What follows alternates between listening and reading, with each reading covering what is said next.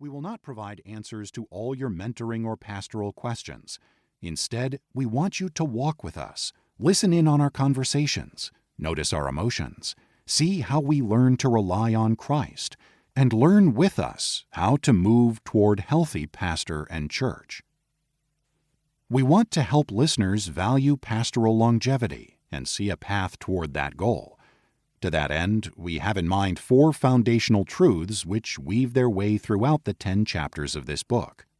Without them, pastors won't last, nor will they lead their congregations to be healthy. 4 essential components characterize pastoral longevity. First, pastors must develop a deepening walk with Christ. A 2021 Lifeway survey of more than 1,500 pastors from various denominations showed that only half spent daily time alone with the Lord. That's alarming. Only as pastors grow in the grace and knowledge of Christ, intensifying spiritual disciplines along the way, can they hope to faithfully and joyfully persevere. Christian character counts far more than gifts and abilities. We will interact in the book with conversations on this critical component. Second, pastors must faithfully expound God's Word and declare the whole counsel of God, Acts chapter 20, verse 27. Their work needs to be Word-centered. They shouldn't dodge hard topics, but let the Word by the Spirit do the work. We will put a lot of weight on the preaching component and how it worked into the mentoring process and Rich's ministry.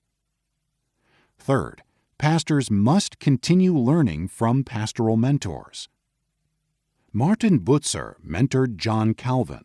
Calvin then mentored 120 pastors whom he sent to France over an 11-year period. Even after they left, he counseled them through correspondence. When Andrew Fuller and William Carey began pastoral work in the 18th century, they regularly sought the counsel of Robert Hall Sr., who mentored these young pastors until his death.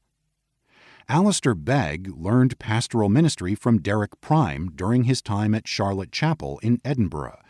The two partnered in writing On Being a Pastor, giving evidence of Prime's ongoing influence as a mentor in Begg's pastoral ministry. When H.B. Charles Jr. began pastoral work, a mentor cautioned him to tap the brakes in making changes to his church's polity.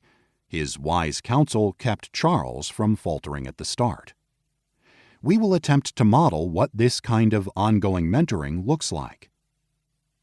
Fourth, pastors must grow in skillful, patient shepherding of the flock. Reading books on pastoral work gives some insights on how to shepherd a flock. But since every congregation is different, books can only do so much. So pastors need real experience with real people who are going through real problems or who have real complaints. Only real life hones a pastor's skills to disciple, counsel, comfort, encourage, and care for those under his charge.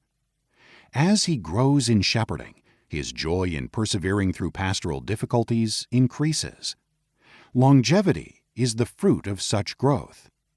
That's what we're hoping you will discover as we tell our story. We've written this book with these 4 lessons in mind.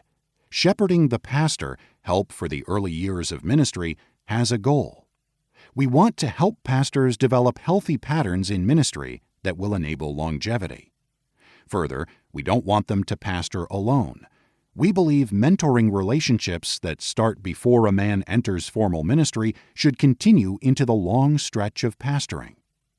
We hope to model healthy patterns and practices for mentors and mentees. We approach the book from 2 perspectives. Phil has pastored for 44 years, 35 of them at Southwoods Baptist Church in Memphis, Tennessee. In 2021, Rich completed his 10th year of pastoring Audubon Park Baptist Church, also in Memphis. Phil started mentoring Rich before Rich began pastoring and did not stop after Rich's installation.